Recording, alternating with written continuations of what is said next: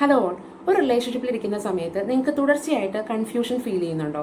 നിങ്ങളുടെ energy drain ആവുന്ന പോലെ, അല്ലെങ്കിൽ എല്ലാം എൻ്റെ തെറ്റാണെന്ന് സ്വയം നിങ്ങളെ തന്നെ ഡൗട്ട് ചെയ്യുന്ന ഒരു അവസ്ഥയിൽ എത്തിയിട്ടുണ്ടോ? മേ ബി നിങ്ങൾ ഡീൽ ചെയ്യുന്നത് ഒരു നാർസിസ്റ്റിനെ ആയിരിക്കാം. നിങ്ങൾ ഡീൽ ചെയ്യുന്ന ഒരു നാർസിസ്റ്റിനെ ആണോ എന്നറിയാനുള്ള ഒരു 7 സയൻസ് ആണ് ഈ വീഡിയോയിലൂടെ ഞാൻ ഡിസ്കസ് ചെയ്യുന്നത്. ഇത് പൂർണ്ണമായിട്ടും NPD അവയർനെസ്സിന് വേണ്ടിയിട്ടുള്ള ചാനലാണ്. സെൽഫ് ഡയഗ്നോസ് ചെയ്യാനോ മറ്റു കാര്യങ്ങൾക്കോ വേണ്ടിയിട്ടുള്ളതല്ല.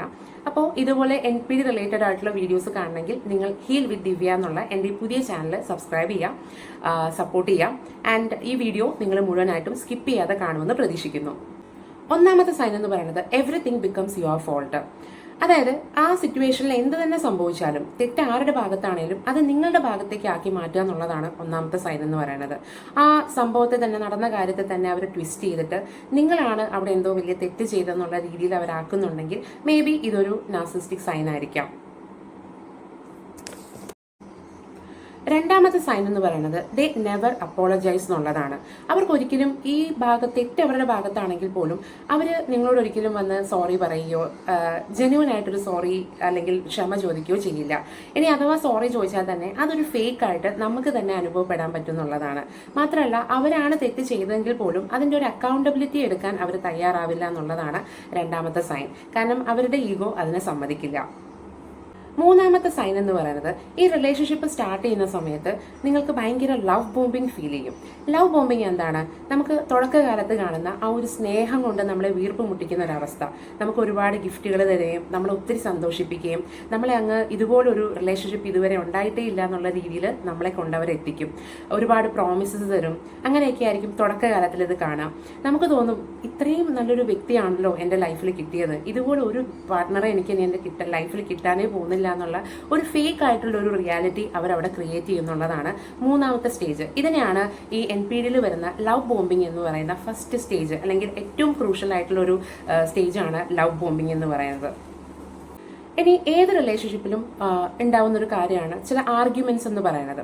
നാലാമത്തെ സൈനും അതാണ്. നിങ്ങൾ ഇവരുമായിട്ട് എന്തെങ്കിലും ആർഗ്യൂ ചെയ്ത് കഴിഞ്ഞാൽ നിങ്ങൾക്ക് തന്നെ ഭയങ്കര കൺഫ്യൂഷൻ ആയിരിക്കും. അതായത് ഒരു പക്ഷേ ഇത് എൻ്റെ തെറ്റാണോ, ഞാൻ എന്തെങ്കിലും തെറ്റ് ചെയ്തിട്ടാണോ, ഒരു പക്ഷേ നിങ്ങളുടെ ഭാഗത്ത് തെറ്റുകൾ ഇല്ലെങ്കിൽ കൂടെ ഇത് എൻ്റെ ഭാഗത്തുള്ള തെറ്റായിരിക്കാം, അതുകൊണ്ടാണെന്ന് നിങ്ങൾ നിങ്ങളുടെ സെൽഫിനെ തന്നെ ഡൗട്ട് ചെയ്യുന്ന ഒരവസ്ഥയിൽ നിങ്ങൾ എത്തിക്കും. ആ ഒരു റിയാലിറ്റി എന്താണോ നിങ്ങളുടെ റിയാലിറ്റി, അതിനെ തന്നെ നിങ്ങൾ ക്വസ്റ്റ്യൻ ചെയ്യുന്ന ഒരു അവസ്ഥയിൽ നിങ്ങൾ എത്തിയിട്ടുണ്ടാവും. അഞ്ചാമത്തെ പോയിന്റ് എന്ന് പറയുന്നത് ദേ ലാക്ക് എംപതി എന്നുള്ളതാണ്. അതായത് എന്തെങ്കിലും ഒരു തെറ്റ് സംഭവിച്ചാൽ കൂടെ നമ്മളിരുന്ന് ഭയങ്കരമായിട്ട് പെയിനിലായിരിക്കും, അല്ലെ? നമ്മൾ വിഷമിക്കുന്ന സമയത്ത് പോലും അവർക്ക് യാതൊരു തരത്തിലുള്ള കരുണയോ ദയയോ നമ്മളോട് ഉണ്ടാവില്ല. ഇനി ഇൻ കേസ് അവർ ഇതെല്ലാം കേട്ടാൽ കൂടെ നീ എന്തോ തെറ്റ് ചെയ്തതുകൊണ്ടാണ് ഇങ്ങനെ സംഭവിച്ചത്, അല്ലാതെ എൻ്റെ ഭാഗത്തുള്ള മിസ്റ്റേക്കാണെന്ന് അവർ പറഞ്ഞില്ല, അവർ അംഗീകരിക്കില്ല. നമ്മൾ പറഞ്ഞു അവരൊട്ടും അക്കൗണ്ടബിൾ അല്ല. അതുകൊണ്ട് തന്നെ അവർക്ക് എംപതി എന്നുള്ളൊരു ഇതുണ്ടാവില്ല. നമ്മൾ കരഞ്ഞ് നമ്മൾ ആകെ തീരെ നശിച്ചു പോകുന്ന അവസ്ഥയിൽ പോലും അവരത് കണ്ടുകൊണ്ട് അവിടെ ഇരിക്കുക എന്നുള്ളത് മാത്രമേ ഉള്ളൂ. മാത്രമല്ല, അവർ കരുതുന്ന നമുക്കൊരു ഇമോഷണലായിട്ട് അവൈലബിൾ ആവാനോ അല്ലെങ്കിൽ നമ്മുടെ ഇമോഷൻസിനെ അഡ്രസ്സ് ചെയ്യാനോ ഒന്നുമുള്ള ഒരു ഫ്രീഡം നമുക്ക് ആ റിലേഷൻഷിപ്പിൽ ഉണ്ടാവില്ല എന്നുള്ളതാണ്. കാരണം അവിടെ ആ ഒരു എംപതി എന്ന് പറയുന്നത് NPD ഉള്ള ഒരാളിൽ തീർത്തും ഉണ്ടാവില്ല എന്ന് തന്നെ നമുക്ക് പറയാം. ഇനി ആറാമത്തെ പോയിന്റിലേക്ക് വരുമ്പം ദേ കൺട്രോൾ ഓർ മാനിപ്പുലേറ്റ് എന്നുള്ളതാണ്. ഇവരെപ്പോഴും അവരുടെ പാർട്ട്നേഴ്സിനെ അവരുടെ കൺട്രോളിനകത്ത് മാനിപ്പുലേറ്റ് ചെയ്തുകൊണ്ട് വെച്ചുകൊണ്ടിരിക്കുന്നുള്ളതാണ്. അതിന് അവർ ഒരുപാട് ടാക്ടിക്സ് പ്രയോഗിക്കും. അതിലൊന്നാണ് സൈലന്റ് ട്രീറ്റ്മെന്റ്. നിങ്ങൾ എന്തെങ്കിലും ഒരു പ്രശ്നം, അത് ചെറുതോ വലുതോ ആയിക്കോട്ടെ, അവിടെ അവരുടെ കൺട്രോളിൽ നിന്ന് നിങ്ങൾ പോകുന്നു, അല്ലെങ്കിൽ നിങ്ങൾ അത് ക്വസ്റ്റ്യൻ ചെയ്യുന്നു, അല്ലെങ്കിൽ നിങ്ങൾ അതിനായിട്ട് ആക്ഷൻ എടുക്കുന്നു എന്ന് കാണുമ്പോൾ അവർ സൈലന്റ് ട്രീറ്റ്മെന്റിലോട്ട് പോകും. ഈ സൈലന്റ് ട്രീറ്റ്മെന്റ് എന്ന് പറയുമ്പോൾ നമ്മൾ വിചാരിക്കും മിണ്ടാതിരുന്നാൽ നമുക്ക് സമാധാനം കിട്ടുമെന്നുള്ളത്. ഒരിക്കലും അങ്ങനെയല്ല. സൈലന്റ് ട്രീറ്റ്മെന്റ് സത്യം പറഞ്ഞാൽ ഒരു പണിഷ്മെന്റ് ആണ്. നമ്മളോട് കാലങ്ങളായിട്ട് നമുക്ക് അത്രയും പ്രിയപ്പെട്ട ഒരാൾ മിണ്ടാതിരിക്കുക എന്ന് പറയുമ്പോൾ നമുക്കത് വളരെ ഹേർട്ട് ചെയ്യുന്നൊരു കാര്യം തന്നെയാണ്.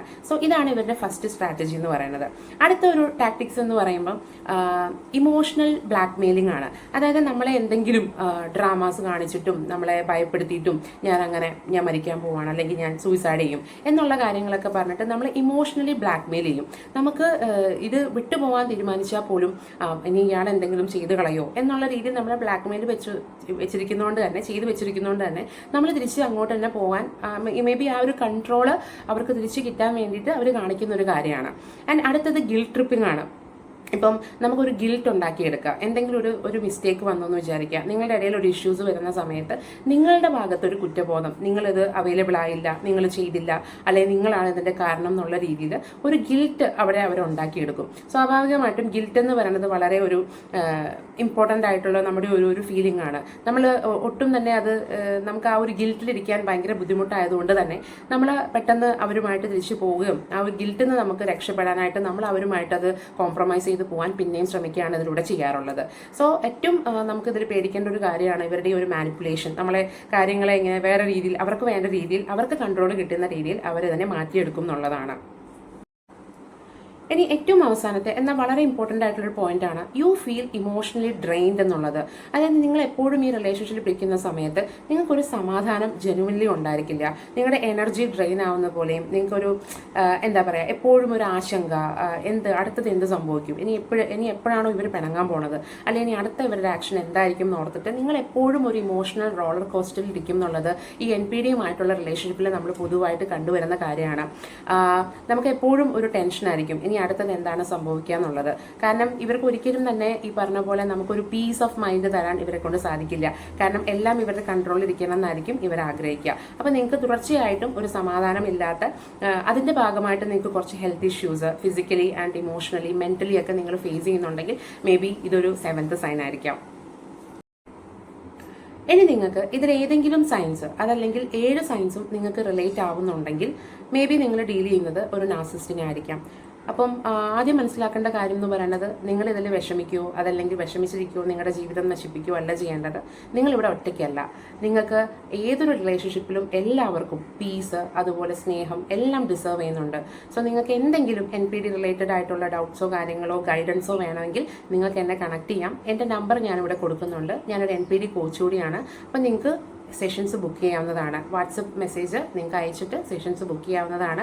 ഇനി എന്തെങ്കിലും NPD റിലേറ്റഡ് ആയിട്ടുള്ള കമൻസ് ഡൗട്ടോ ഉണ്ടെങ്കിൽ നിങ്ങൾക്ക് കമൻറ്റ് ചെയ്യാം.